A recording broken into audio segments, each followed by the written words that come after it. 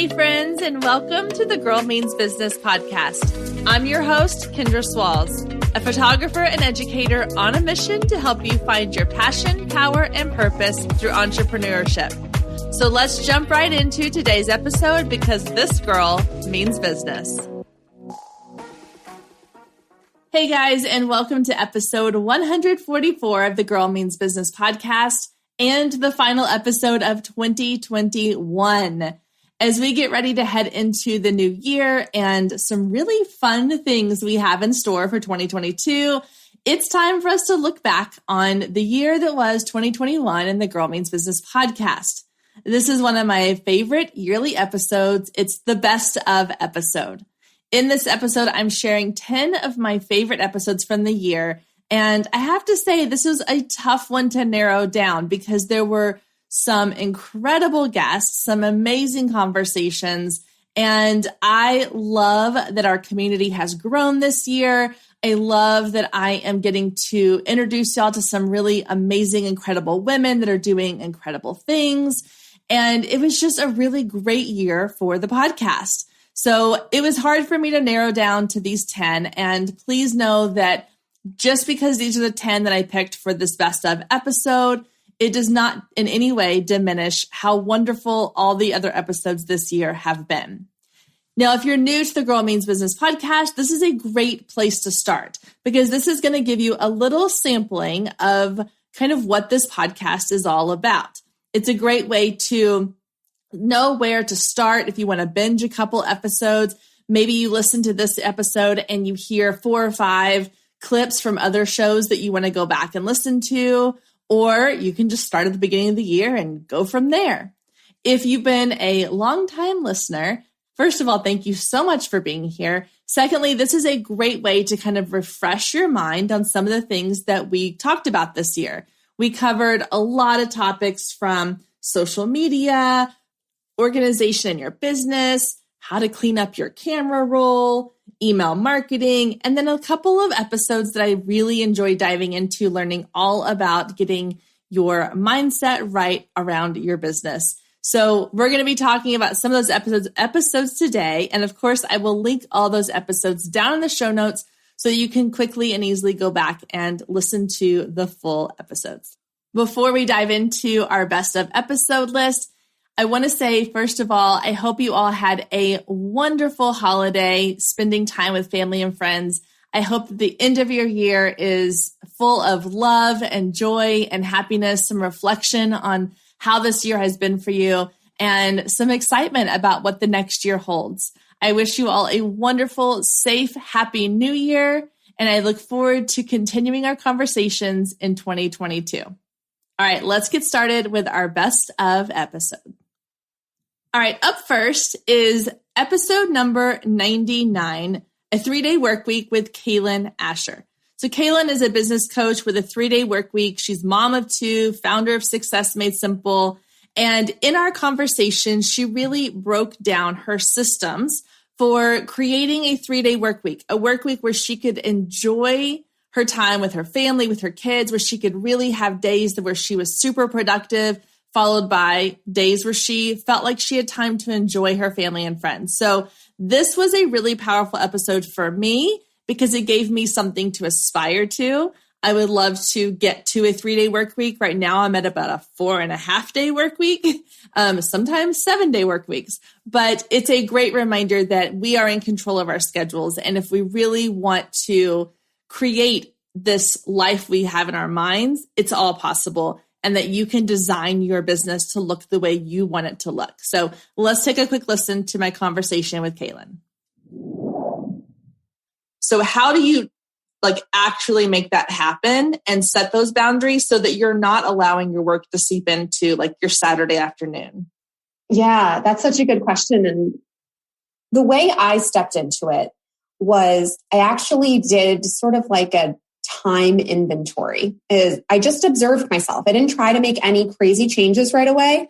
I just wanted to see how I was currently using my time and making use of my energy. And so I did it really old school. I just had like a legal pad next to me as I was working and set a timer. Every hour I would pause and just jot down what I did. And I soon realized where I was lacking focus, getting interrupted by emails, things like that, hopping into my Facebook group to post something and then realizing that 10 minutes went by. All of those little things started to come to the surface. And I realized there's a better way to do this. And so that was a very eye-opening exercise. It gave me a lot of data to work with, because then I could start seeing where I could batch things together, things that I could eliminate or reduce. And so those practical steps were really useful. Our next episode comes from a guest that I absolutely adore, Melissa Kohler. This is episode 104, Stepping into Your Strengths. And in this episode, we talk a lot about really leaning into what makes you valuable within your business. So what sets you apart from other people? What are the strengths that you bring to your business and your life that you can really develop and lean into? We spend so much time focusing on like our weaknesses and the things that we aren't good at, that we can forget sometimes that we have gifts and we have talents and abilities and skills that are designed to do specific things in our business. And that if we just kind of focus on those more, we can accomplish big things. So let's get into episode 104 with Melissa Kohler. It doesn't necessarily have to. It really is just diving into the things that you would do if you had all the time in the world to do them. And even kind of go with, I have all the resources in the world too. Just think about that. What do you love doing? And then for those that are stuck, that need a reminder of why they're doing what they're doing, that's a tough one, because if your why isn't centered into it with something emotional, it's going to be harder for you to actually dig back and deep dive into why you love doing stuff. And so what you want to think about is, let's just say photography, for example, because we both have that in common. Why would you want to continue doing photography? Well, I don't know this about you, but I'm going to guess that it brings you that creative outlet. It makes you feel a certain way when you see either your clients' faces in person or on their image, of like the images that you create. It brings you joy to be able to capture those memories for somebody else. And if we can dig into why that's important to us, like why would those things be important to you? Well, maybe it's because you didn't have a lot of pictures of yourself growing up, or you really enjoy looking at the pictures of your family members, and that's what you want to be able to help create stuff for other people. Those are deeply rooted into emotions. And if you can always connect back to an emotional why, then that's going to make those hard days, the frustration and the uphill battles of your day-to-day be a lot easier to get through, because you remember, I'm doing this because I want to create memories for other people. Stay with us. We'll be right back. If you've been listening to the Girl Means Business podcast for any amount of time, then you know my love of email marketing runs deep. Not only is it a great way to generate new leads, but it's one of the most effective methods for nurturing warm leads and turning them into sales. Now, over the years, I've tested several email platforms, and my favorite by far is Flowdesk. Not only do they make email marketing simple and easy, even for the technically challenged, but they have everything you need to create stunning emails, capture leads, make sales, and automate the entire process, giving you time back in your busy day. And the cherry on top is you're only charged one flat fee no matter how many subscribers you have. So while other platforms will increase your price when you go over your pricing tier limit, Flowdesk has no price increases or hidden fees. If you're ready to give Flowdesk a try, click the link below in the show notes to save 50% off your first year. Let Flowdesk help you design emails people will love. Click the link below and check it out. I have a feeling you're going to love it just as much as I do.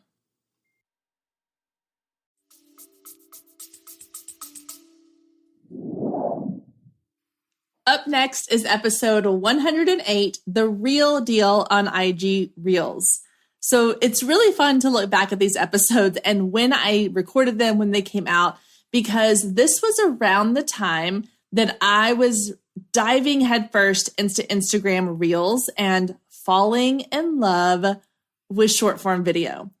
Selfishly, this is one of the reasons why I love doing this best of episode, because it does sort of take me back on this time travel thing where I'm able to watch my business grow and evolve and change over time.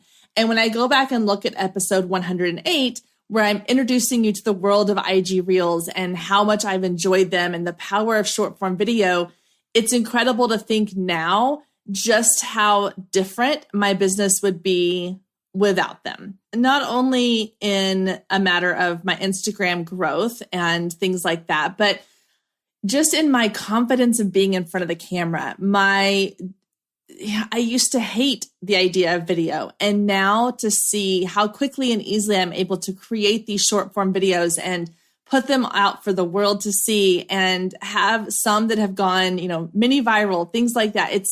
It has been a personal and a business transformation in the last year when it comes to video, reels, and short form video. So let's go back and listen to a clip from episode 108, where we started learning all about Instagram Reels. So let's walk through those benefits. Let's talk about the 5 reasons why I feel like Instagram Reels are a super powerful tool for your business right now. Number 1 is reach.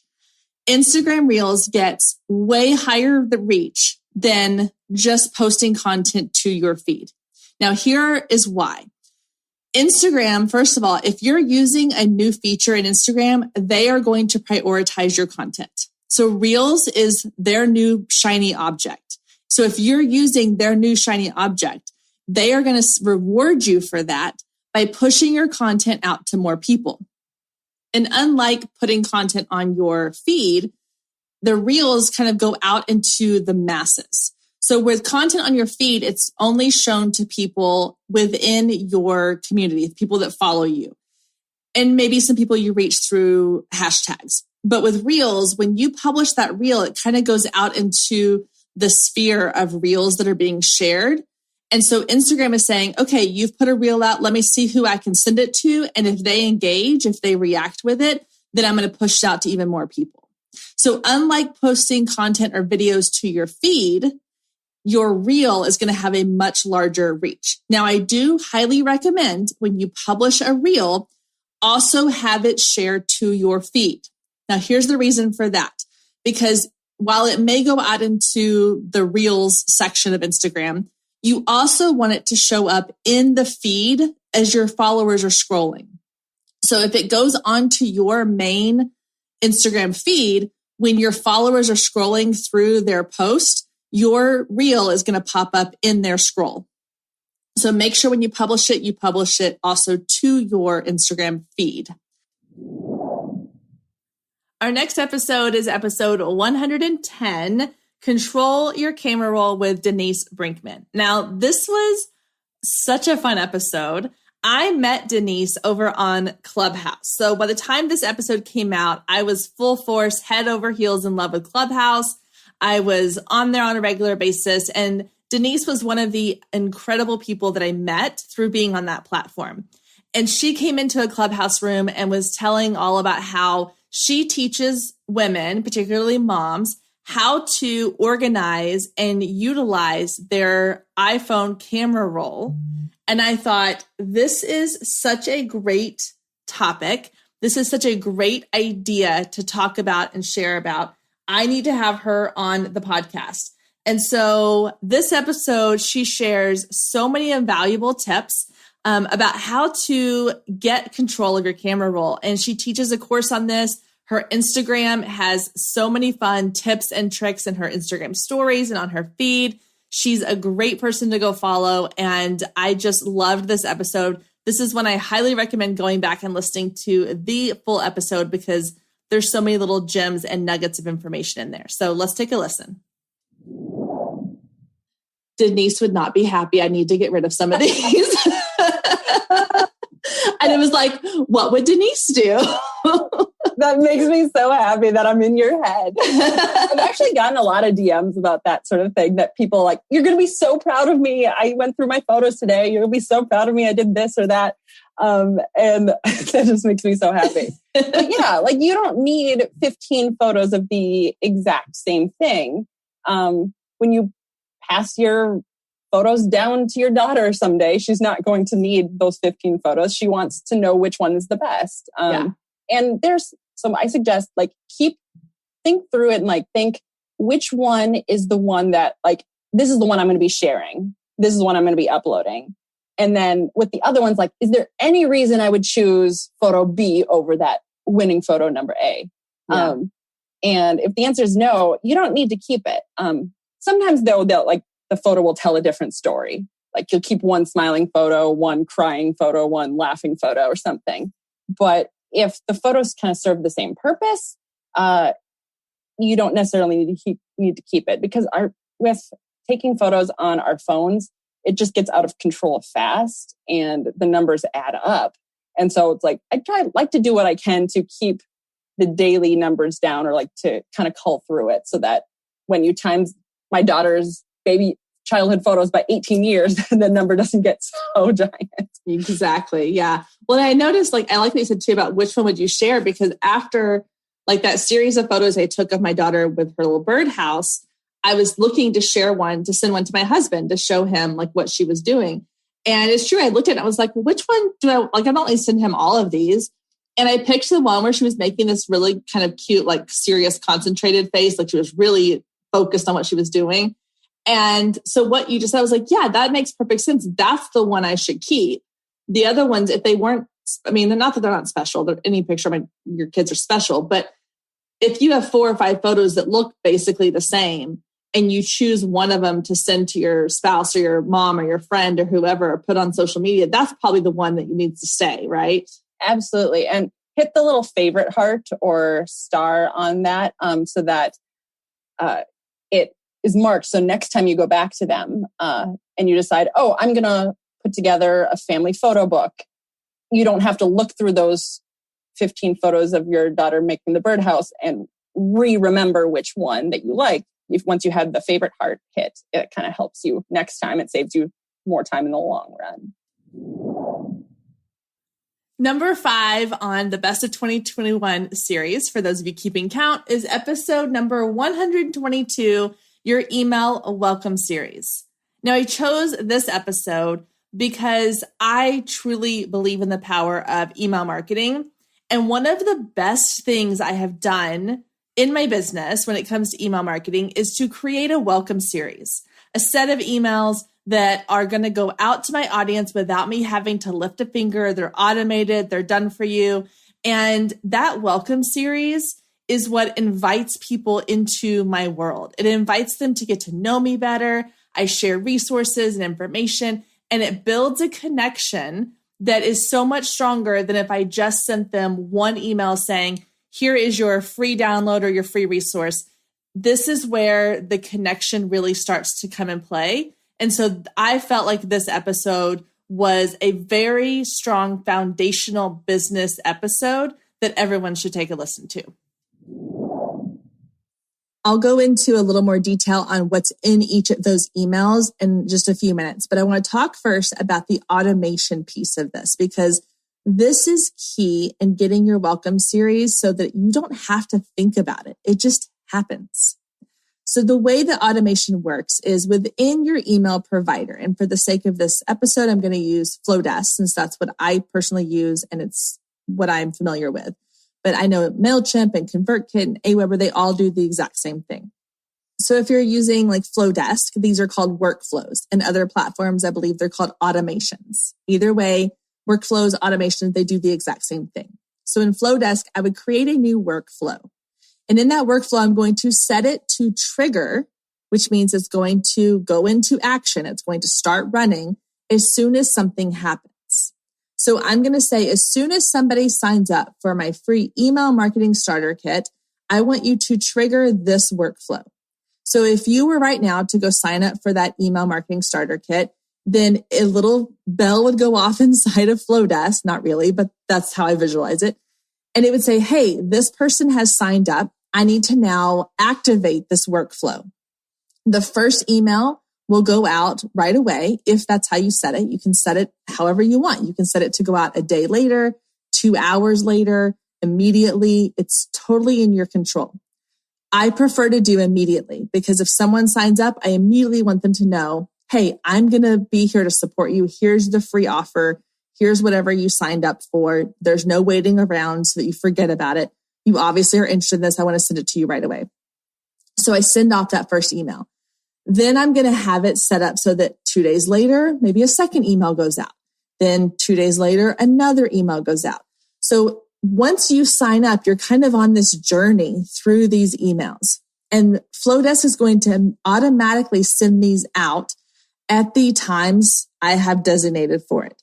So if I say you sign up on a Wednesday and you get your first email on Wednesday, then maybe you get your next email 2 days later. So on Friday, you're going to get the next email. And then 2 days later, so on Sunday, you'll get the next one. And it's going to go through this little series. And we'll talk about what's in that series.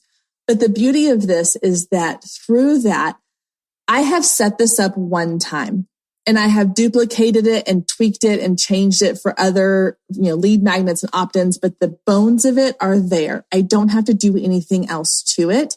It automatically runs as I'm living my life, as I'm doing other things.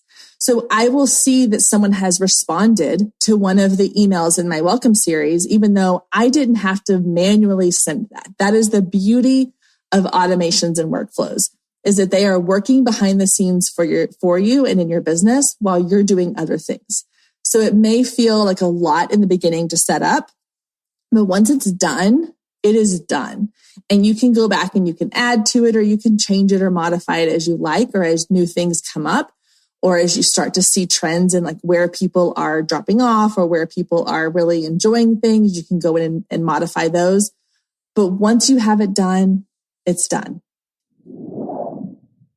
The next 2 episodes are back-to-back episodes from this year, and they are 2 women that I admire immensely in the business world and the personal space.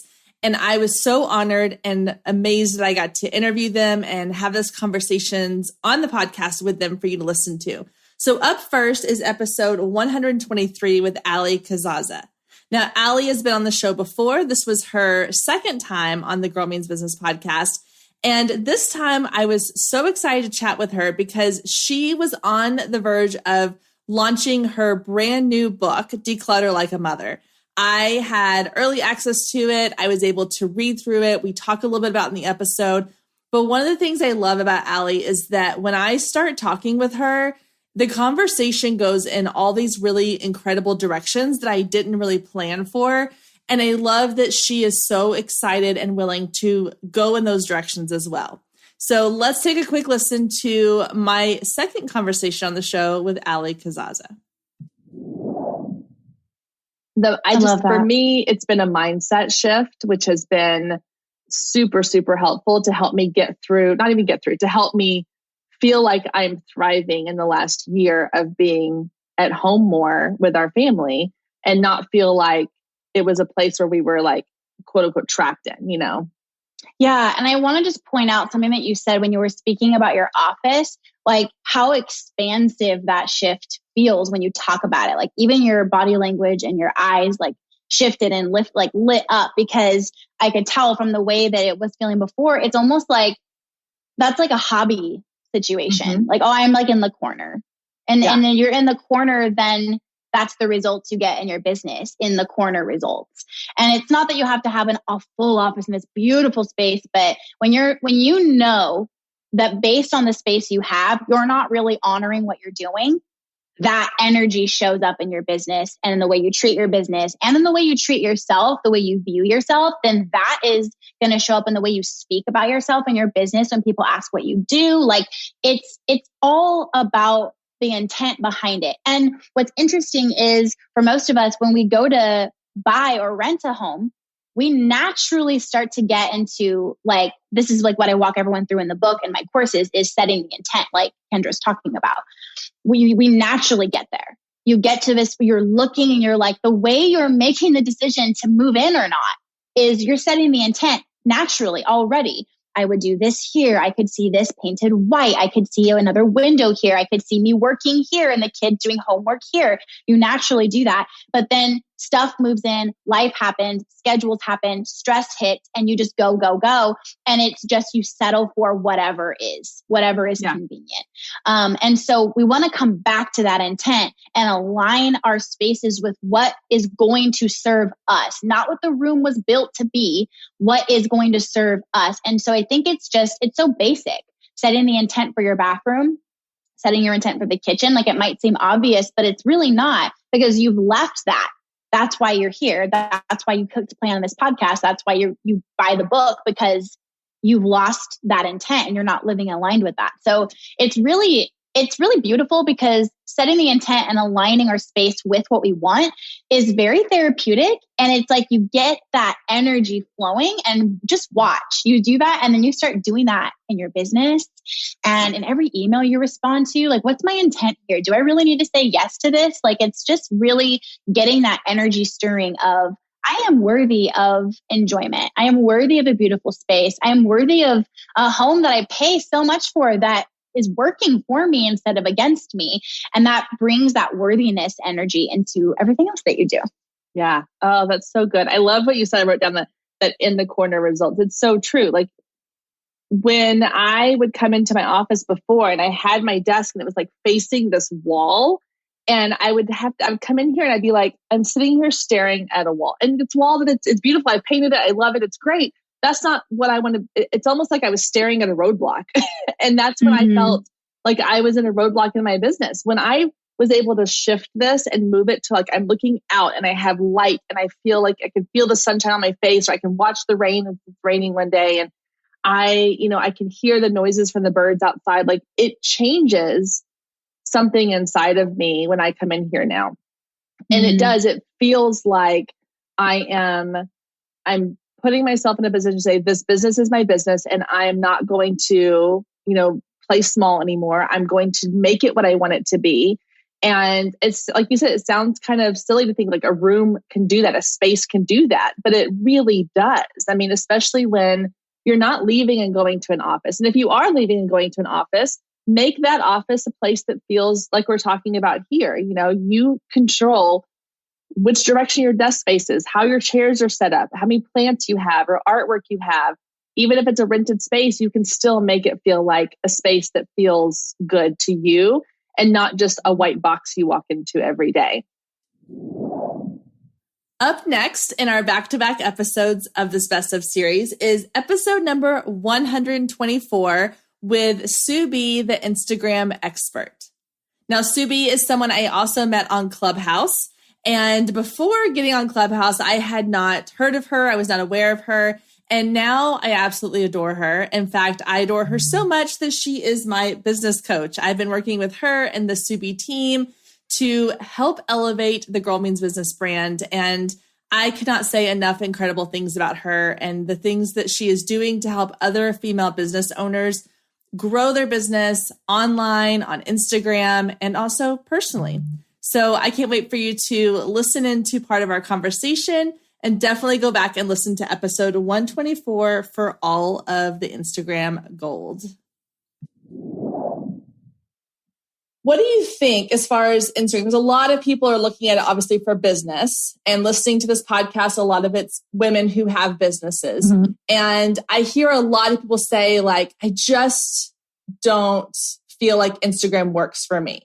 And my response to that is usually, well, are you working on Instagram? Are you putting in the work? But what are the things that you see people, like the mistakes you see people making that you kind of just want to like shake them and be like, no, do this instead? Like, what are some of the big ones? There's a lot. So I could probably spend an hour talking about all the mistakes. So let's talk about 3. So the first one is they don't have their face as their avatar, a representation of their business. And no one really likes to do business with logos unless you're like Burberry or GoPro or Lexus or like a global brand. And so it's the face behind the business or brand, in my opinion, that matters more, especially for solopreneurs, entrepreneurs starting out. We want to connect with people. It's all part of what we just shared. That's number one. Number two is you don't have SEO in your bio. And we have a guide that we'll share in the show notes that is all about SEO and optimizing your bio, and so many other great things are in this guide for all of you. But SEO is all about search engine optimization, and you get to show up. It's very much, Instagram is like a mini website. And when your username and your name field on Instagram are positioned strategically and you have the right keywords, you have the opportunity to show up when people are searching certain words. For example, when I needed to find someone to train my puppy, I'm getting a puppy in a couple of days. And today is July 16th, 2021. And I'm like, Instagram, hello, puppy trainer. And I found many, and I connected with this wonderful woman in Arkansas who has trained me twice virtually before the puppy has come home, because I need to be trained. And then I'm like, I don't remember doing any of this when I had my last dog, 16 and a half years. He's been alive 16 and a half years. I'm like, holy crap, I'm going to not be sleeping much, but this is what I need to do and why. I found her on Instagram. When I flew out to LA to speak on stage at Schwarzkopf, which is a hair professional conference that I was the keynote at, I searched LA makeup artist because I'm like, I need a makeup artist who's coming to my hotel. And yep, I hired my makeup artist and she put my makeup on poolside. So you can find people if your account is set up for that search engine. That's number two. Okay. And number three, your content sucks. Stay with us. We'll be right back. Hey photographers, are you ready to make 2024 your best year yet? Growing a business is tough. You're following all the successful photographers and experts, soaking up their best advice and downloading all their free guides, trying to replicate their success only to come up lacking, blaming yourself when their methods don't work for you. But the truth is, it isn't you. Free content and one-size-fits-all courses can only get you so far. What you need is personalized help and guidance, but that can get expensive. Well, not anymore. I've created the perfect solution to get you personalized results for less than $2 a day.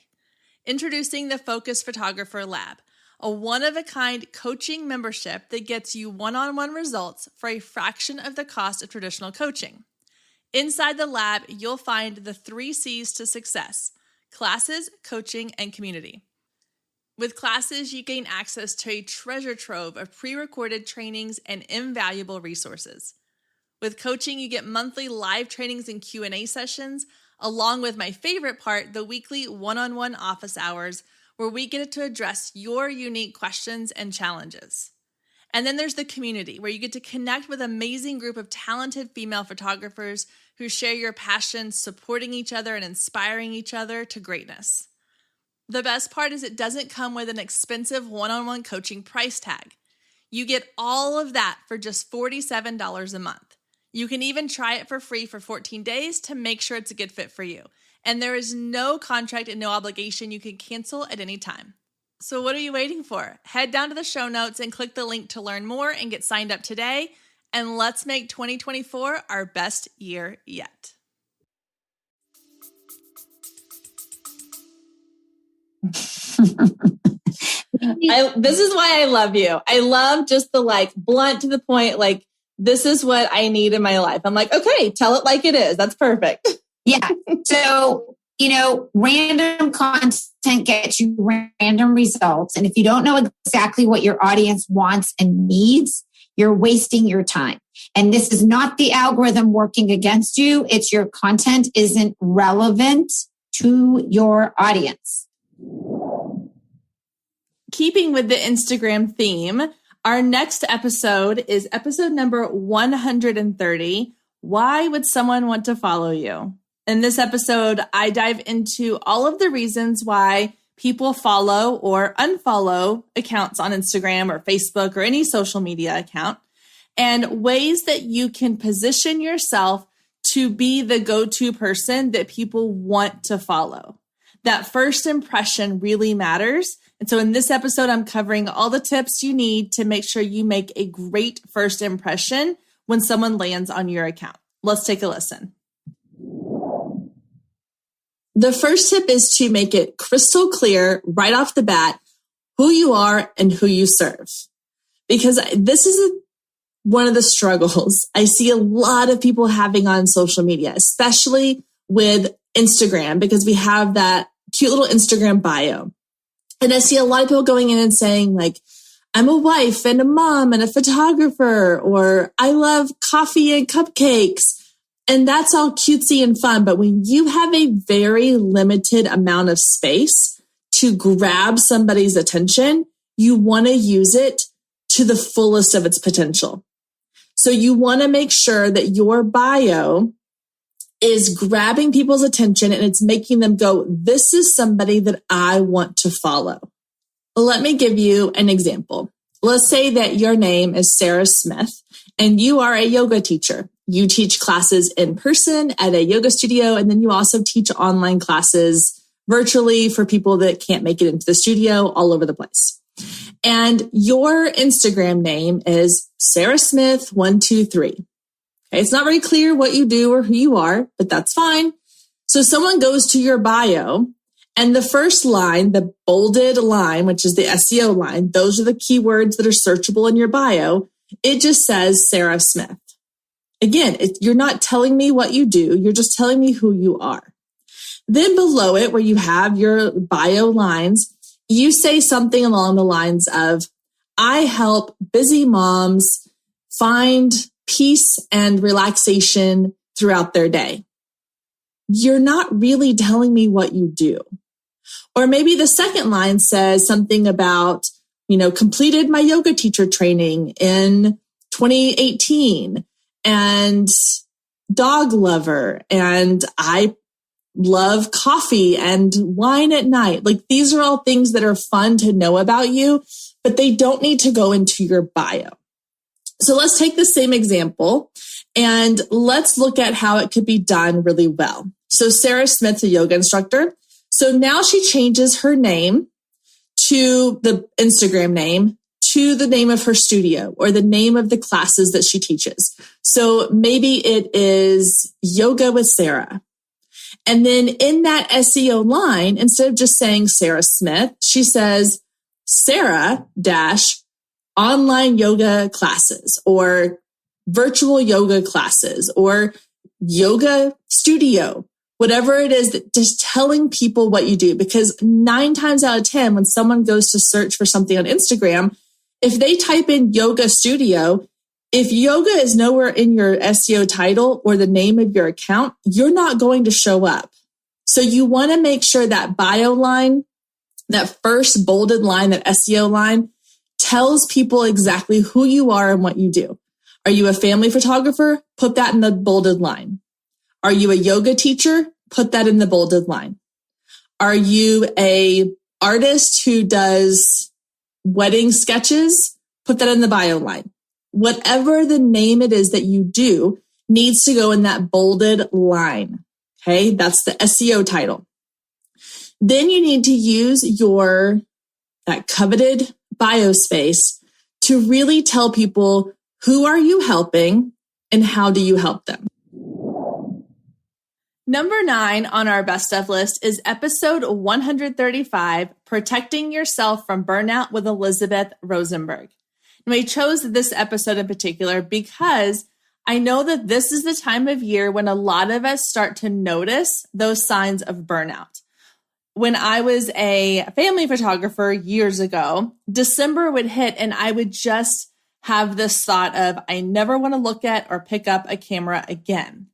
And while I no longer do family photography, so my falls are a lot less busy, I still find myself at the end of every year feeling those signs of burnout, whether it is mentally, physically, emotionally, or just feeling that imposter syndrome setting in.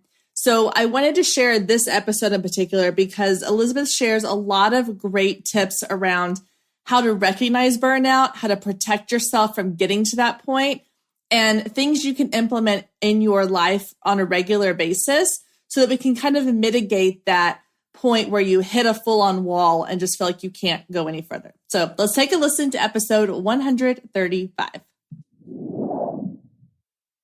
Well, I have to say, just on a side note, the day that we're recording this, so Facebook and Instagram are down today. There's like everything's down. Facebook, right Instagram, after the whistleblower. They're dramatic. I was like, what is happening? Yeah. So I'm like, you know what? Like, I'm kind of okay with this today. Like I have not checked my phone apps in several hours and I don't hate that.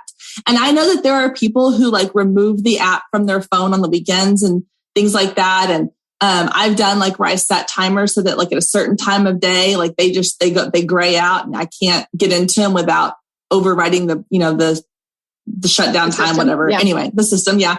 And it really does help because the amount of times that I check my phone, so like check social media on my phone, like not consciously, like subconsciously doing it when I'm stopped at a red light or I'm sitting at the table, it's ridiculous, but we don't realize how much it's seeping into our brains all the time.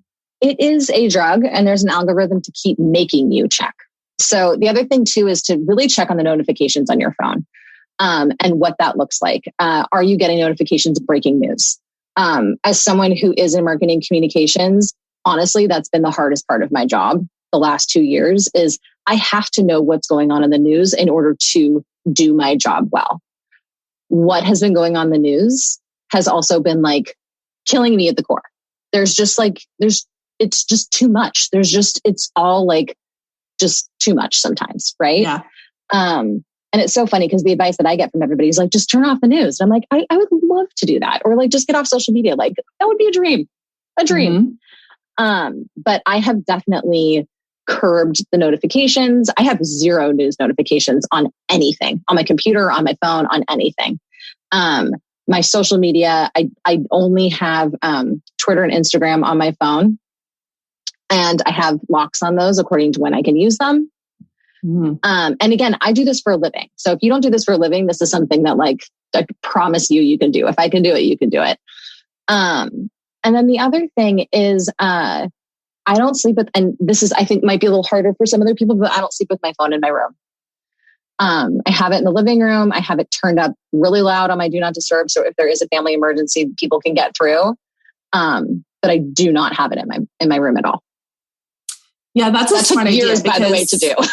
It's hard. Well, and so, we do that with like all of our other devices, like the kids' iPads and things like that they all go in one spot at night to charge. And I was like, I've thought about doing that with my phone. And I have like an Apple Watch that I wear and that's my alarm. My phone used to be my alarm. Now my Apple Watch is my alarm. And so I don't really need the phone right next to my bed. And for me, what I find is like the first thing I do when my alarm goes off is I roll over and I grab my phone and I check my notifications or I check my email or my Facebook or Instagram or whatever. And then I lay there for 15 minutes and then I'm just like frustrated with myself. I'm like, why do I do this to myself? But if I were to put that somewhere else and even say like, hey, I'm going to get up, I'm going to get the kids ready for school, I'm going to drop them off, and then I'll come home and check. And I know that like the do not disturb, if somebody really needed us in the night, like it would ring on my watch as well. But I may start trying that because I think that's a really interesting experiment to see how much better, do I sleep better? Will I have better morning routines because I'm not reaching for my phone first thing in the morning? And the notification thing too, I think that's so smart because again, going back to like knowing yourself really well, like I have learned a lot about the amount of information I can consume and still have a healthy mental state over the last couple of years. And I am not somebody who like, I can't sit and watch the news a whole lot. I cannot have news on my feed at all because it stresses me out.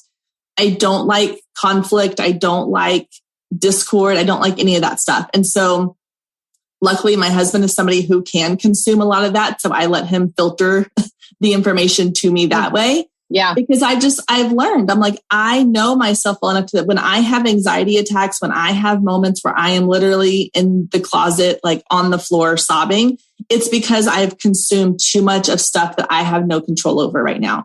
And that doesn't need to be taking up my brain space. Mm-hmm. And so I have been able to find ways to filter that. And that's like, some people will say that it's me putting my head in the sand. I don't think that's what it is. I think it's me knowing my boundaries and knowing what I can consume and when I can consume it. And then that's so smart. Because I think the other thing too is, your boundaries. I think a lot of people don't know their boundaries. You need to, another really good tip that I have is, you need to create little ones before you can create big ones. All right, guys, we've come to our final episode in the Best of 2021 series. And this episode is 137, SEO Tips and Strategies with Jessica Morrison.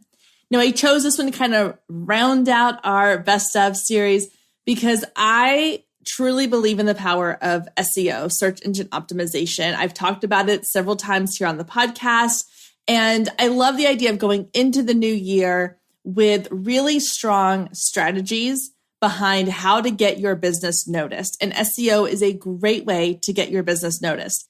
So take a listen to this clip from episode 137 and then go back and listen to the full episode linked below in the show notes.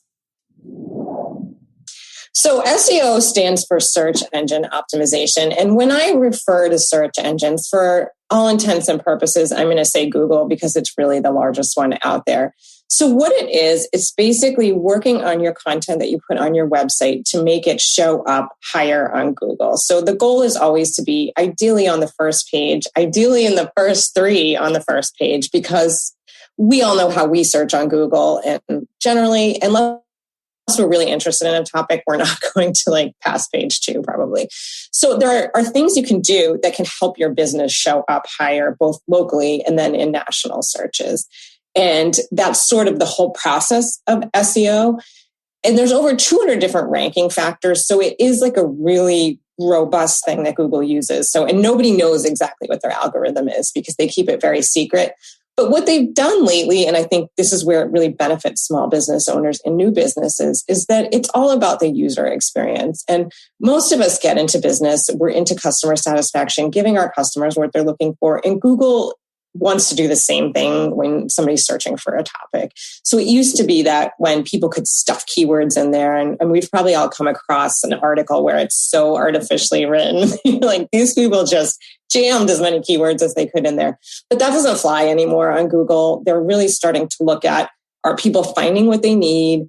Are they able to navigate your site easily? Is it loading quickly? Are they having a good user experience? So there's definitely things you can do on that end that don't require you to have in-depth knowledge of all these different terms. And I think you're right that people get scared of it because they don't understand how it works or what it can do. And I think that's always what my mission is, to kind of really simplify it and say, hey, you may not be hiring an agency to do all this work, but there's things you can do on your own, really simple things, and just start somewhere. Because it is a long game, starting is the most important part, is getting stuff out there, doing it in the right way. And it will continue to bring dividends to you. As you've seen, it's a long game, but it's a really, really valuable long game.